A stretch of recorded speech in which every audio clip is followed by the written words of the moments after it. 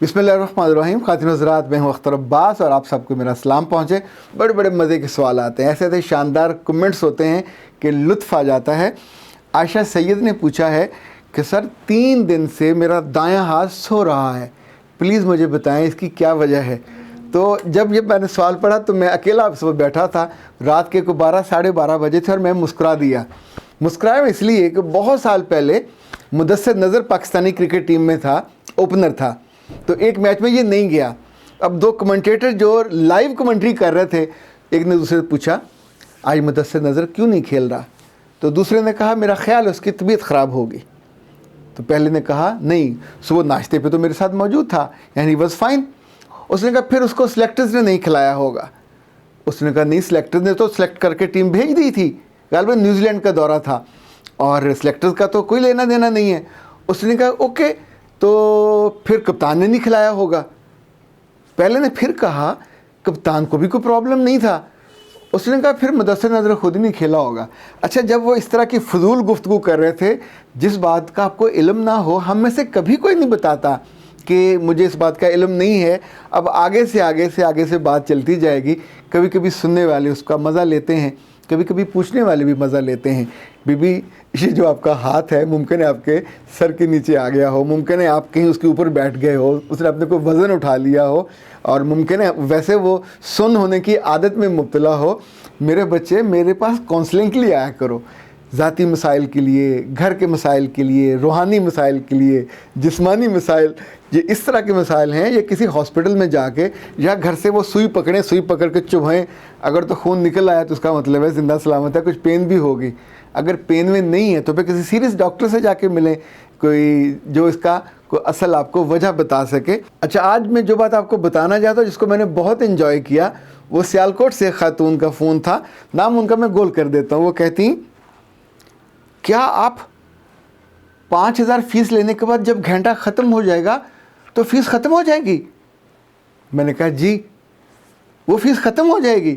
तो मैंने उससे कहा बीबी, जब आप कभी जहाज़ पे गए हो, कभी बस पे गए हो, कभी ट्रेन पे गए हो, जो टिकट ख़रीदते हो तो क्या वो उम्र भर का होता है? कहने लगी नहीं। मैंने कहा साल भर का होता है? कहने लगी नहीं। मैंने पूछा क्या कितने हफ्ते चलता है? कहने नहीं, उसी दिन ही चलता है, वो तो बाद में अगर 5 मिनट भी लेट हो जाए, गाड़ी निकल जाए तो वो नहीं बिठाते। अच्छा, हम कभी कभी ऐसा अक्लमंदी वाला सवाल कैसे कर लेते हैं?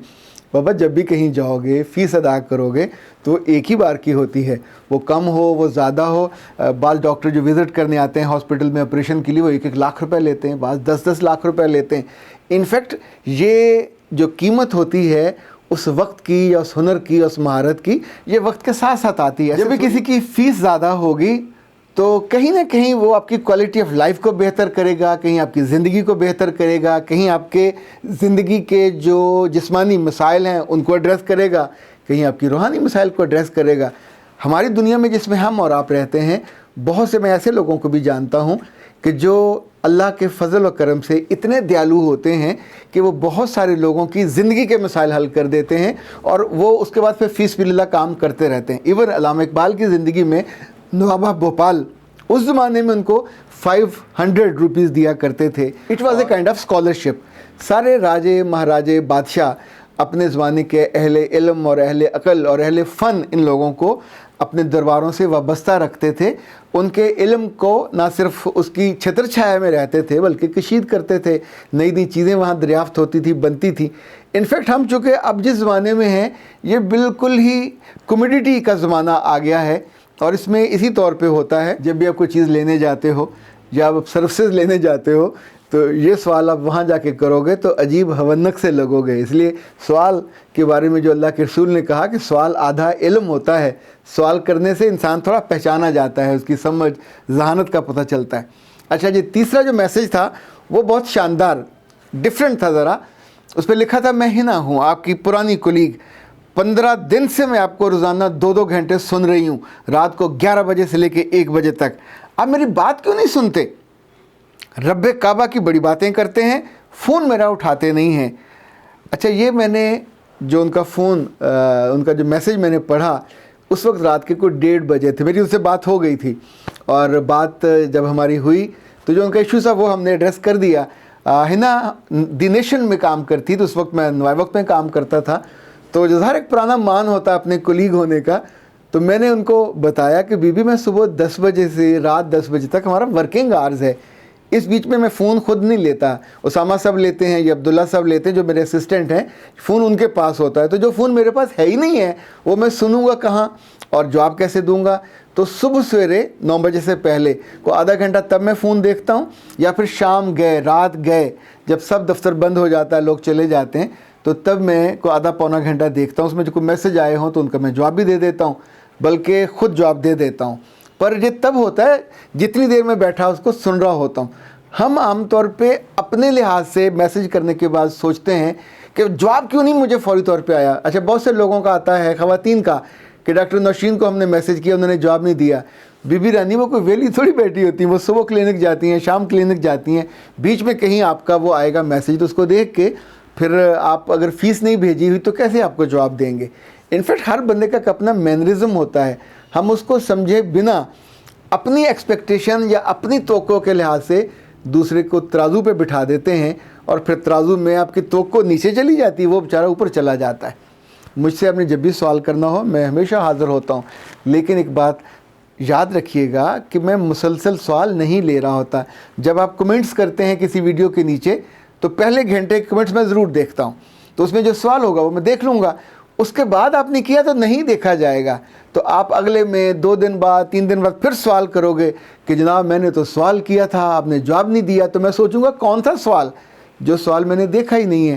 تو اس کا طریقہ یہ کہ جب بھی آپ کمنٹ کریں، اگر سوال آپ کا کوئی اچھا ہے تو ساتھ ہی اس کے ایڈ کر دیں، کتنا وزن ہے اس کا سوال کا، کتنی دیر لگے گی، ایک لائن ہی ہے نا، تو اس میں ایڈ کر دیجئے۔ اچھا جی، نون نے اور اینا نے لکھا ہے کہ سر آپ نے لڑکیوں کے بارے میں ویڈیو بنائی اور کہ وہ اپنے لوور پارٹس کو کیوں چھوتی ہیں اور اس سے یہ نقصان ہوتا ہے، لڑکوں کے بارے میں آپ نے کیوں نہیں بتایا؟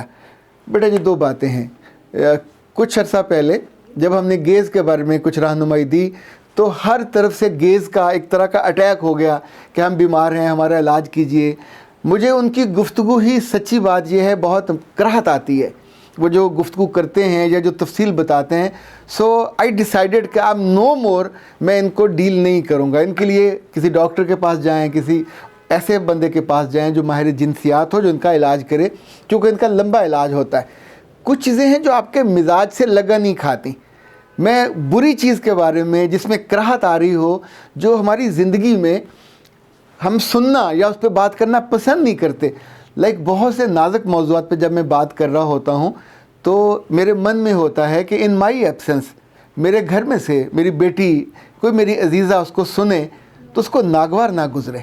انفیکٹ آپ ساری میری بیٹیاں ہو، سارے میرے بچوں کی طرح ہو، اور آپ تو میری انویسٹمنٹ ہو، مجھے آپ سے دعا چاہیے ہوتی ہے، اور تو آپ مجھے کچھ نہیں دیتے نا، مجھے آپ سے محبت چاہیے ہوتی ہے۔ میں جب زندگی میں نہیں رہوں گا تو پھر میری لیگیسی یا یاد کیا ہوگی؟ وہ چیزیں جنہوں نے آپ کی زندگی کو بہتر کیا ہوگا، جنہوں نے آپ کے خیالات کو بہتر کیا ہوگا۔ تو جن بچیوں کے میرے پاس مسائل آئے تھے وہ بہت تکلیف میں تھیں، ان کو وقت لگا ٹھیک ہونے میں، سو مجھے بہت اچھا اور موزوں محسوس ہوا کہ میں ان بچیوں کو بتاؤں۔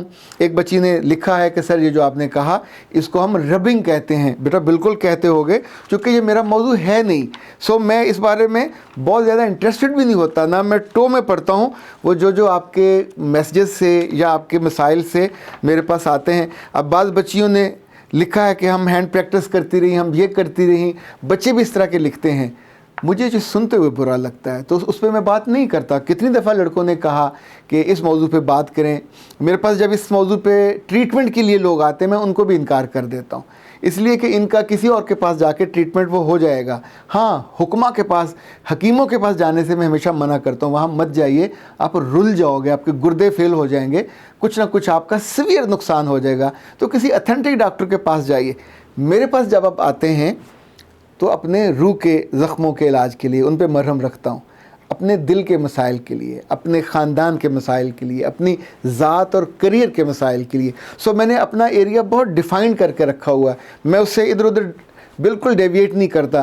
جو مسائل صحت کے ہوتے ہیں, جلد کے ہوتے ہیں, اچھا بہت اچھا مجھے ان کے بارے میں علم ہے چونکہ میں بہت سالوں سے اس کا طالب علم ہوں, پڑھتا ہوں, پر میں ہمیشہ ریفر کر دیتا ہوں کہ پیارے بچوں کسی مستند ڈاکٹر کے پاس جائیے. ماہر نفسیات کا جو ایشو ہے وہ میں حل کر لیتا ہوں, لیکن ماہر غذائیت کا کام ہے وہ تو ڈاکٹر نوشین کا ہے, میں ان کے پاس ریفر کر دیتا ہوں, ان کا نمبر بھی دے دیتا ہوں. یعنی آپ اندازہ کیجئے اتنا رستہ آسان کر دیتا ہوں تاکہ آپ کی زندگی میں خیر پڑے, آپ کی زندگی میں جو سوال یا نشان بنے ہوئے ہیں وہ کم ہو جائیں. میرا رب آپ کو سلامت رکھے, آپ کی زندگی آسان کرے اور آپ کی زندگی کی آسانیاں پھر آپ کے پیاروں کو بھی دے. اختر عباس کو اجازت دیجیے. السلام علیکم.